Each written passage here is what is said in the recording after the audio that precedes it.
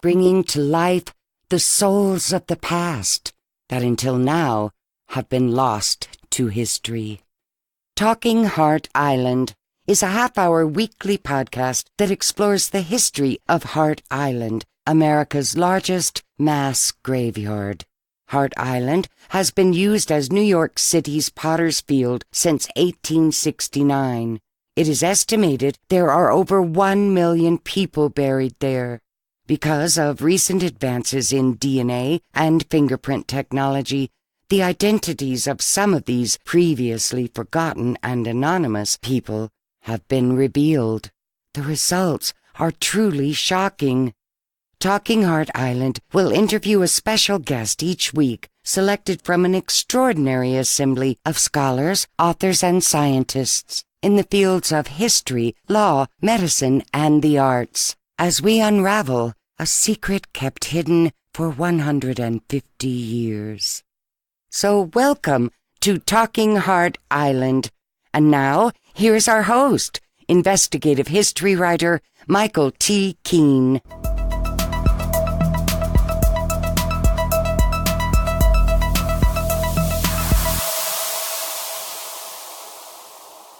Thank you very much, Norma Jean. And this is Michael Keene, and we are Talking Hart Island. One quick thing before we begin. We've been asked, how can you pick up a signed copy of New York City's Hart Island, A Cemetery of Strangers, and the audiobook? And you may do so by simply logging on to our website, michaeltkeene.com. The 60 or so Rikers prisoners, overseen by the corrections officer standing at the top of the trench, carried on as they'd done the previous weeks of their burial detail rotation. The tiny pine boxes were neatly stacked, 5 deep and 5 across, in Hart Island's sand and clay. The long mass grave, which ultimately would hold 1,000 such coffins, bore no names or monument. No funeral was held. No mourners could visit. The only memorial was a dog-eared, handwritten ledger of the latest arrivals. Baby girl Saturn, 3 hours. Boy Samuel, 1 day. And anonymous. Jennifer Wynn received her Ph.D. from John Jay College of Criminal Justice. She's an associate professor of criminal justice at the City University of New York. She's also a mitigation specialist and sentencing advocate. She has worked on 28 capital cases. None have resulted in the death sentence. As Professor Wynn has said, there's no such thing as no mitigation.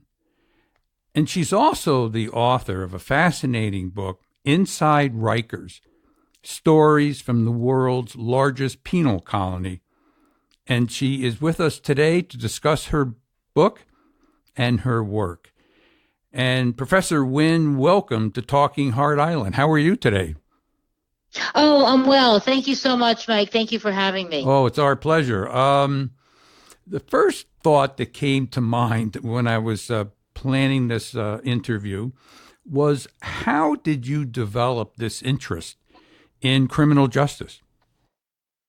I was covering a story for a New York City newspaper. This was back in the late 90s on a con artist who had he would tell attractive women in the street that he was a casting director and wanted to make them stars. And he ended up getting caught and getting sent to Rikers. And I was doing a story on con men in the city, and I went out there to interview him. And I was struck by the fact that, number one, nobody I asked knew how to get to Rikers. I was just kind of asking, colleagues and friends, like, God, how do you get to Rikers? This is before Google Maps, by the way. And it occurred to me, like, here's this massive penal colony, like right in the East River, yet most New Yorkers couldn't find it on a map. And then, the other thing that when I did get out there that struck me as strange was that I was literally the only white person on the bus on the way to Rikers, and then in the visiting room where I met this man. And again, this was back in the late 90s, before mass incarceration was a thing, before we knew about the racial disparities in such a glaring way as we do now in our criminal justice system. And so, in fact, Rikers Island is 98% Black and Hispanic, and to this day it is roughly 95, say, which is about twice the representation of minorities in New York City. So I was just so intrigued about the criminal justice system going out there on that one interview that I decided to go on and get my master's and my PhD in the field, and ultimately work in the field. So it was really basically like through a journalistic story that I ended up on Rikers, and then I ended up volunteering for a program called Fresh Start, taught a writing class out there, and directed a reentry program on Rikers for a number of years, and then did some other things, and then ultimately got into to teaching. You and I spoke once before, and you pointed out that Rikers is a jail and not a prison. Could you explain what the difference is between jails and prisons? Sure. So actually, Rikers is there are 10 jails on Rikers, and jails are places where people who have been charged but not convicted of a crime are sent, and they're sent to jail typically because they can't afford bail. So if you were, let's say, arrested for shoplifting, bail would probably be set at, I don't know, a couple $1,000s, and you would probably make that bail and not go to jail. But if you were poor and you couldn't pay the bail to assure that you would come back to court, you would be sent to jail. So jails are places where people who are fighting their cases, they've been charged but not convicted of a crime, are held. And prisons are either state or federal facilities where people who have been convicted of a felony crime are housed. If you're convicted of a misdemeanor crime, you do your time in a jail. So any jail will roughly have 2/3 of the people in a jail will be people who are fighting their case. They've been charged but not convicted of a crime. And then the other third will be people who are serving a sentence for a misdemeanor that they have been either pled guilty to or convicted of.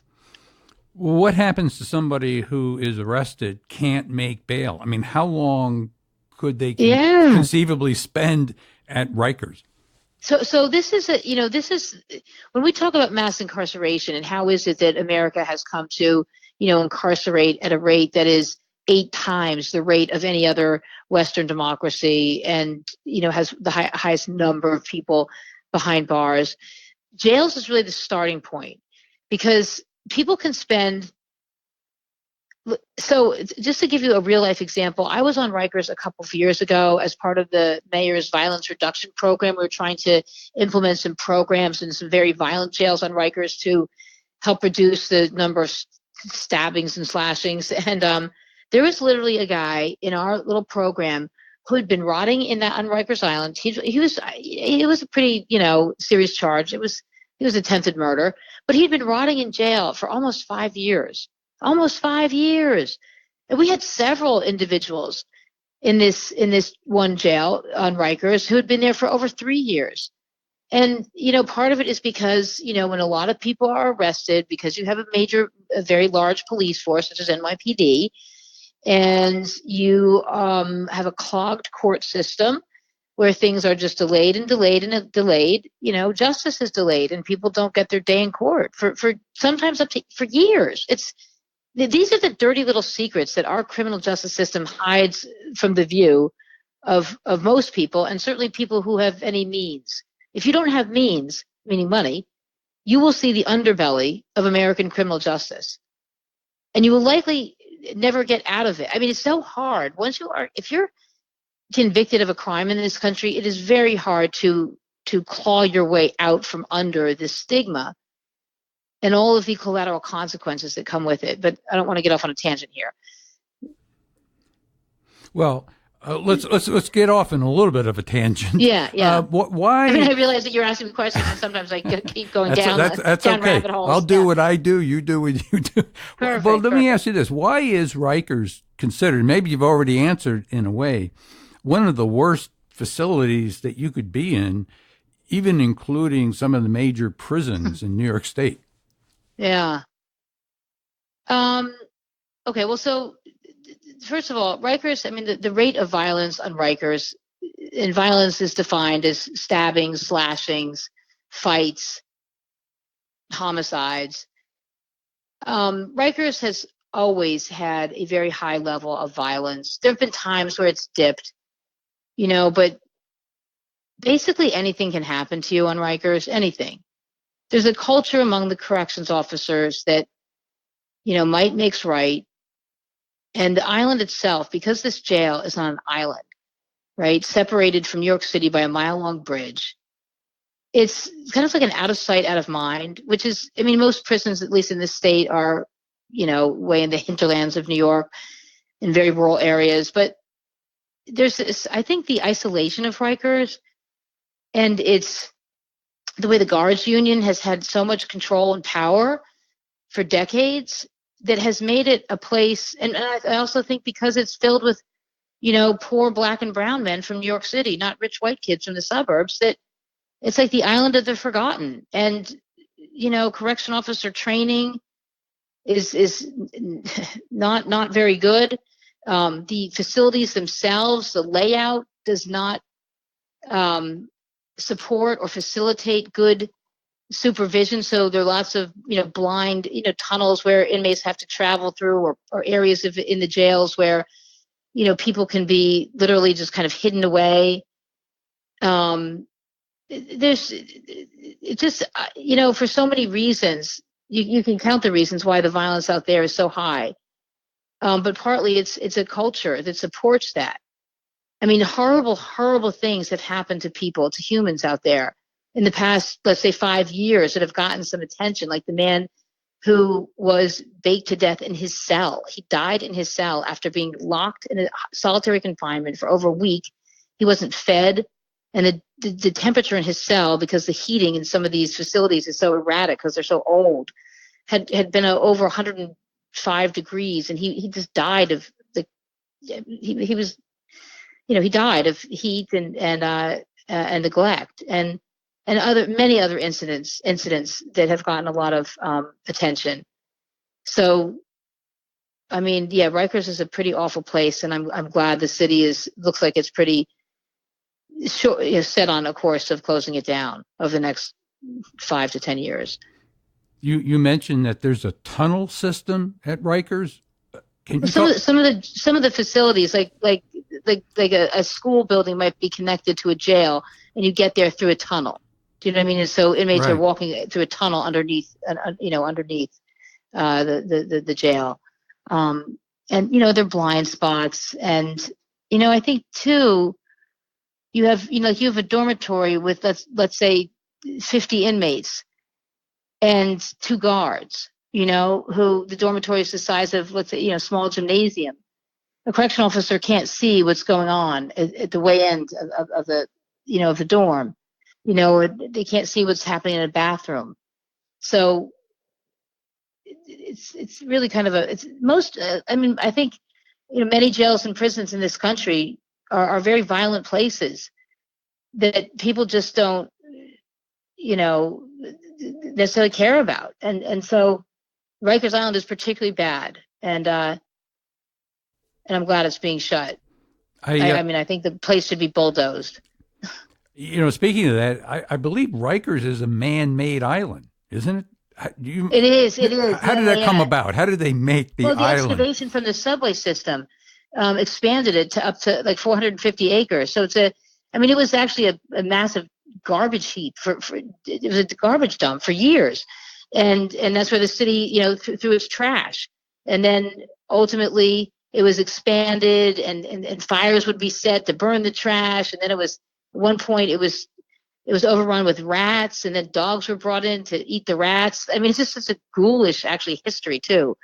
And then ultimately there was, landfill, sanitized landfill, but the whole place kind of smells, and it's also a very bad place to work, because there's nothing out there besides jail. So if you have a lunch break, it's not like you can you know, go to a nice park and take a walk. I mean, you can't even walk around on the island.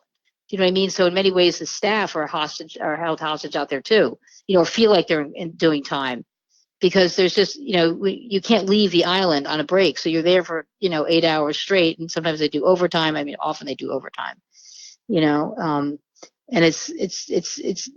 they're planes from LaGuardia Airport that are screeching overhead. So if you're trying to teach a class, as I was doing when I was out there, every 15 minutes, you'd have this deafening roar, and, you have to stop what you were doing. And, so it's so like modern jails, good jails, quote unquote. There are some in this country, like in Denver, they have a brand new jail, and it's light, it's bright, and it's connected to the courthouse in the city. This the thing about Rikers too, why it's so costly, is that for the roughly now, say 7,000 people who are there who have been charged but not convicted of a crime, they have to be bused into New York City. They have to be, they're awakened at like 5 a.m, shackled, put on a bus, and driven into Manhattan, Brooklyn, or the Bronx with all the traffic to go sit in a courtroom. And their case might be, the date might be postponed to another day, adjourned to another day, or whatever. So the transportation costs alone, just busing everybody into the city so that they can have their day in court, which is most likely not the conclusion of their case, is a tremendous part of the budget of Rikers, is the transportation costs. So good jails, modern jails, are connected to the courthouses. It's amazing. And they're smaller in size. And so that's the city's plan, right? Is to get rid of, to close down the jails on Rikers, and then to create smaller jails in each of the boroughs, except for Staten Island. So the Bronx, Brooklyn, and Manhattan. I preface this episode by describing a scene of Rikers prisoners on Hart Island, being a part of a burial detail, which they've been doing for decades and decades, and which they do to this day. And I believe that you had some unique access to, I guess, what they call the Gravedigger Squad. Could you describe that? And also, I believe you had a chance to talk to some of these Hart Island gravediggers, quote unquote. Sure. So the men who do the grave digging on Rikers, they're housed in the jail that I worked in, which is the one jail for sentenced inmates. So these are individuals who have been sentenced to a year or less for a misdemeanor crime, for a low-level crime. And because they don't have a history of violence or a history of escape, and because they're interested, they would volunteer to be part of, as for their work detail, because in all jails, you can't just sit in your bed all day. You have to have some work detail that you have to do. You have to work. So they were a part of what is the Gravediggers Squad, and they get on a little ferry and they go out to Hart Island, and they dig the graves for the lost and forgotten and penniless people of New York. And the men I knew who had worked out on Hart Island digging graves, they would speak about how, for a lot of inmates, put it this way, for inmates who were not like suspicious, like had a spooked about ghosts or things like that, superstitious is what I meant to say. If you weren't superstitious, this was a kind of a coveted work detail, because it's quiet. You're outside, you get to smell the fresh air. And there was also a sense that they were doing important work by burying people who were forgotten. But I think, some of them would talk about how they would see themselves, like they saw their own future in the pine boxes that they were burying, if they didn't stop what they were doing, if they didn't get off drugs, which many of them were addicted to drugs, and that's what drove their criminality. But they would speak about how, it was every day on that work detail, with every little pine box, whether it was a baby or larger one, that they would see themselves, if they didn't stop what they were doing.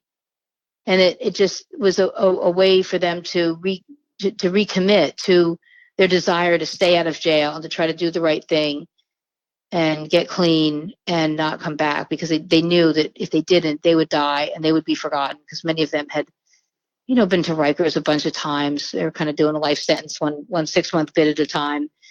And, I think knew that their years of that were limited. And it had a special importance.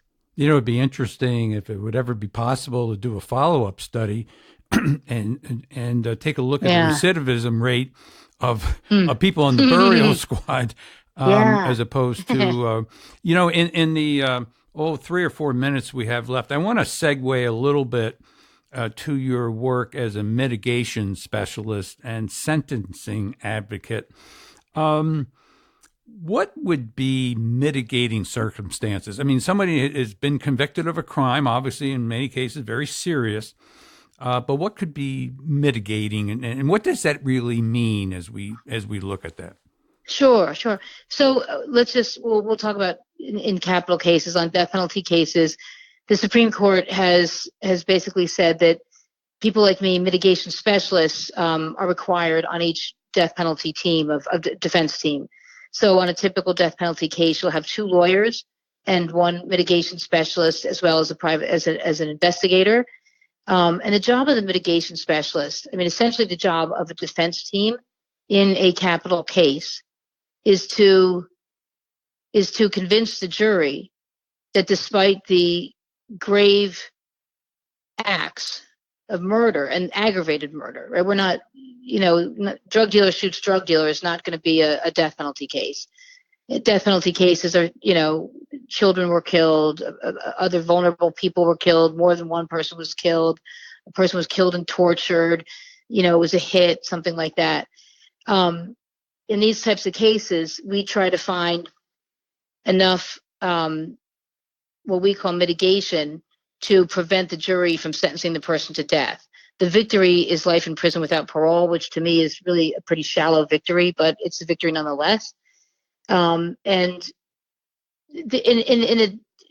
over 24 death penalty cases I've worked on, I would say almost every one of them have had these common mitigators. 1, a history of severe sadistic child abuse. 2, a history of severe mental illness that was undiagnosed, untreated, or untreated. And 3, at the time of the crime, the person was drunk or high on some kind of drugs. So what's interesting to me is that these on some level we know what, in many ways we know what elements, right, will create people who kill, and we can address these issues on a societal level, on an individual level, and sadly, a lot of these issues only get identified when after a person has killed. So yeah. Yeah. Your remarks have been eye-opening, to say the least, and totally fascinating. And I want to thank you for being a guest on Talking Hart Island. Thank you very much. Thank you. Hi, this is Norma Jean. I wanted to take a moment to remind you, in order to receive updates or news about upcoming episodes of Talking Hart Island, simply go to the subscribe page on our website, located at www.michaeltkeen.com, and enter your email address. If you have any questions about the podcast itself, or simply wish to contact any team members for book inquiries, voiceovers, website or graphics design, use our contact page, also found at www.michaeltkeen.com. And if you're enjoying the show and would like to give us a review, please do so at iTunes. We would greatly appreciate it. So until next week, this is Norma Jean, and we're talking Hart Island.